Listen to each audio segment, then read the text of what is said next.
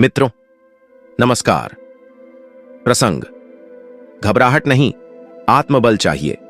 यह बात 1993 की है, जब स्वामी विवेकानंद अमेरिका के शिकागो धर्म संसद में भाग लेने जा रहे थे।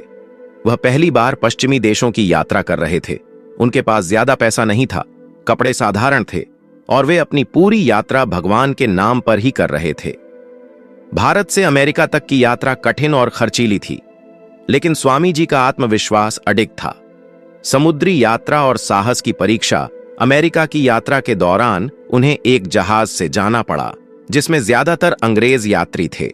स्वामी विवेकानंद का भगवा वस्त्र, उनका गेरुआ साफा और साधु का जीवन उन पश्चिमी यात्रियों को थोड़ा अजीब लग रहा था। कुछ लोगों ने उन्हें अजीब भारतीय फकीर कहकर चिढ़ाना शुरू कर दिया। एक दिन कुछ अंग्रेज युवकों ने उनका मजाक उड़ाते हुए उन्हें चारों तरफ से घेर लिया और कहने लगे, ओ मिस्टिक, बताओ तुम क्या कर सकते हो?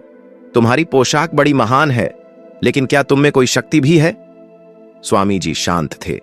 उन्होंने उन लोगों की आंखों में सीधे देखा और कहा, हां, मैं कर सकता हूं कुछ ऐसा जो तुम कल्पना भी नहीं कर सकते।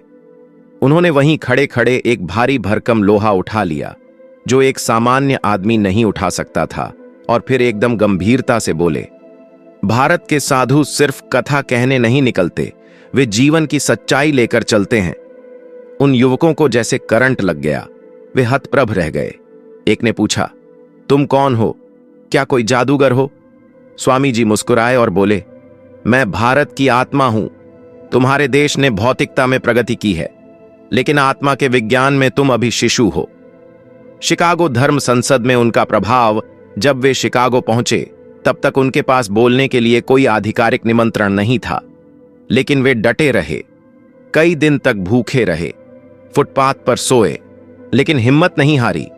आखिरकार 11 सितंबर 1993 वह ऐतिहासिक दिन आया, जब स्वामी विवेकानंद ने मंच पर पहुंचकर बोलना शुरू किया।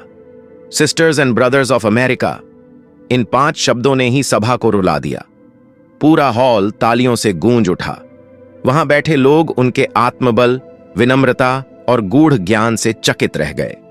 स्वामी जी ने न केवल भारतीय संस्कृति की गरिमा को सामने रखा, बल्कि यह भी सिद्ध कर दिया कि यदि आत्मा में विश्वास हो तो कोई भी भौतिक बाधा मनुष्य को रोक नहीं सकती। इस प्रसंग की प्रेरणा, आत्मबल और आत्मविश्वास सबसे बड़ी पूंजी है। भौतिक साधन सीमित हो सकते हैं, लेकिन विचार और साहस असीम होते हैं। अगर आप सच्चे मन से कुछ करना चाहते हैं तो दुनिया की कोई ताकत आपको रोक नहीं सकती। भारतीय संस्कृति और सनातन विचारधारा में जो आत्मा का विज्ञान है, वह संपूर्ण विश्व को दिशा दे सकता है।